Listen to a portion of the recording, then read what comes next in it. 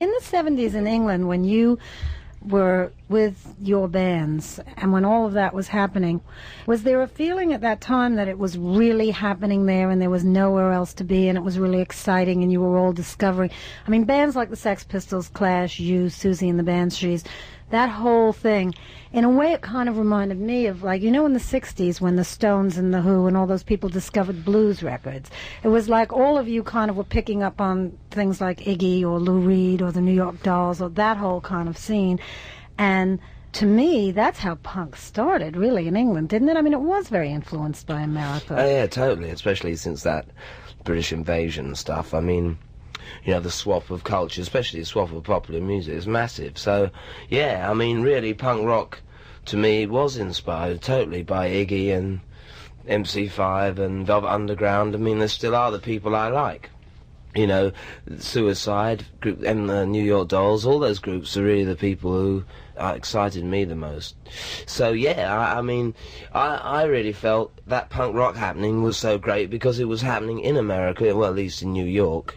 And it was like London, New York moving along at the same time. There was the Talking Heads and Patti Smith and all those people here, and Blondie, I guess, and that. And then in England, there we were with the Sex Pistols. It was a slightly different scene. I would like to have been in New York or London at that time, and it was great that there was some sort of parallel thing going on, you know. Part of what punk rock and what we were doing, our Generation X and stuff, and myself, I'm still trying to, is get some sort of connection between the arts and rock and roll. I don't regard myself as a pop star. I am involved in popular music. I want to be involved in popular music. You know, I don't want to make art music or music that's locked away. I want it to be on the radio. I want to make music that's instant. You know, I feel part of the instant culture, you know, and I don't mind. You know, I'm excited by it. I want to make sure I'm part of the instant process that's good, you know. And I know a lot of people, of course, don't think that's very valuable, but I think in a society which revolves around that, to be good and part of the instant process is really helping people out. That's what I got from music, so I'm trying to give back, but at the same time I want to be very much part of the 1980s and not living in a sort of a, you know, pastiche 60s world. It's a brave thing to do, to just sort of pick up your roots and come here and try and make a dent in a country that's as large as America. I mean, were you scared? Well, it's obviously something that's heavily going to be affecting you every day. You know, it's a challenge, you know. So it's more like, yeah, I mean, not scared, more, nervous or something. It's like something heavy to deal with. But I did feel I could do it. I mean, I was lucky that when I was a kid, we moved around a lot. I lived here when I was a little boy, right? I lived on Long Island. So, you know, to a certain extent, I had that thing of moving about, so I could handle it like that. But of course, I mean, it became a different question when it was, like, musically changing, or being part of America rather than being just part of London or England, you know. There's a difference. I definitely see my music as being involved with where I'm living, you know, it's not divorced. Musically uprooted myself from the people I've been playing with. So I was probably a lot more scared about what I was going to do musically, right, and being sure about whether I was creative enough to be able to do something, to continue to be strong about what I liked and not just wither away and die just because, you know, I wasn't backed up by my old buddies or something, you know. I still want to make records I believe in. I didn't start playing in Generation X to become a well-known or something. It was really to do what I wanted, you know. That was what I wanted to do. I didn't want to do a job. I didn't want to work for someone else. I didn't want to sing somebody else's songs. So for me, the criteria really is what I can do to make records. And I've been lucky. No one's ever tried to tell me what to play. It's fantastic. No one. So I've never had to sell out to anything. I know a lot of people think, oh, he likes all the attention and that. Well, of course, to a certain extent, yeah, I do like the idea that people like to come and say to me, I like your song Rebel Yell, and there's people come, they go, great, and then, to me, that's what rock and roll is about.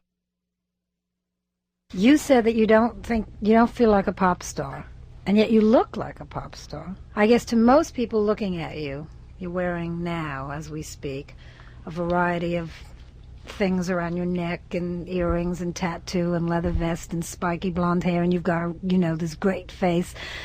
people would look at you and think that you're a pop star. You see, the thing is that, I don't know, I looked like this before I was in a group. So it's not like I've done this to be in a group, you know. We all look like this when 1975, before this, black hair done differently, and had red hair, and I've had all different things, different ways of having it, or different clothes. But actually I was looking like this a good year or so before I was in a group that anybody had heard about. So this is what I look like just anyway, and this is what I want to look like, and I decided this, and it wasn't to be noticed, or not noticed in the sense that, oh, look at me and like me. It was more like to do something individual for myself. What about the name? When you first took the name Idol, yeah, was it sort of a goof? I mean, did you think it was funny? Yeah, it is, I think. But it was also a bit of part of the joke about the old English school of rock, you know, Billy Fury and all those things. So it was a double thing. It wasn't just a poke at superstar type people, but it was a whole sort of, everyone was doing it too. It was part of it. It was fun, you know. Yeah, it was really, it didn't really ever really backfire. I mean, only in the sense of the stupid people who took it really seriously. But, I mean, that was their problem, not mine, if you know what I mean. You know, it can't really hurt you that much. Sure, it can be a bit arrogant, but it's also part of, I think, you know, you have to have some sort of something to spur yourself on, and it's not ego in my case, it's more just really and determined to do this music. Do you think you're a good singer? I don't think I'm a good singer, but I think I sing well. How do you work? How do you manage to... Do you have to shut yourself away? I mean, living in New York, and you have been known to sort of hang out a bit in the clubs.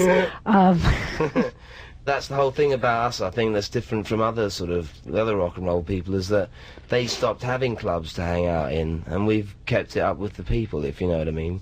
I think we are very much sort of people's groups, and that sounds awfully 60s or something, but I think that, yeah, I'm a real part of, you know, I play what people listen to now, you know.